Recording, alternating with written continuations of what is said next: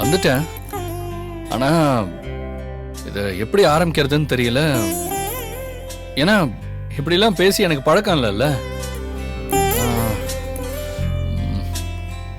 சரி, என் மனசுல இருக்கிறத நான் சொல்லிடுறேன். என்னடா அது, ஒவ்வொரு தடவையும் கோயிலுக்கு வெளியே நின்று அப்படியே போயிடுவானே, இன்னைக்கு உள்ளே வந்து நம்மளை பாக்குறானேன்னு நினைக்கிறீங்களா?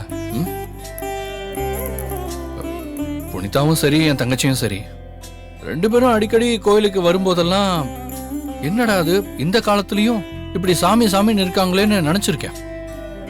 ஆனா இப்பதான் எனக்கே புரியுது, நம்ம மனசுல இருக்கிற பாரத்தை இறக்கி வைக்கிறதுக்கு நமக்கு ஒரு இடம் வேணும்னு. அதுக்கு தானே எல்லாருமே இங்க வராங்க. நானும் என்னோட பாரத்தை இறக்கி வைக்க தான் இங்க வந்திருக்கேன்.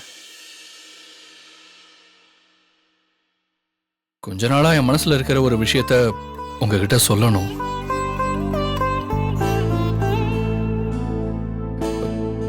எனக்கு புனிதா மேல ஃப்ரெண்ட்ஷிப்பையும் தாண்டி கூடுதலா ஒரு ஒரு ஒரு ஒரு பிரியம் உருவாயிருக்கு. அந்த ஃபீல் எனக்கு ரொம்ப புதுசா இருக்கு. புனிதாவை எனக்கு ரொம்ப பிடிச்சிருக்கு. பிறந்ததுல இருந்தே அம்மா இல்லாததுனால அப்பாவுக்கும் அமுதாவுக்கும் பிடிச்சதெல்லாம் பார்த்து பார்த்து நான் செஞ்சிருக்கேன். எனக்கு எது பிடிக்கும்னு கூட எனக்கு தெரியாது. ஆனா புனிதா என் பக்கத்துல இருக்கும்போது என் மனசுக்குள்ள இருக்கிற நிம்மதி, அவங்க என்னை விட்டு தூரமா போகும்போது நான் ஏதோ தனி ஆளா ஆகிற மாதிரியே இருக்கு.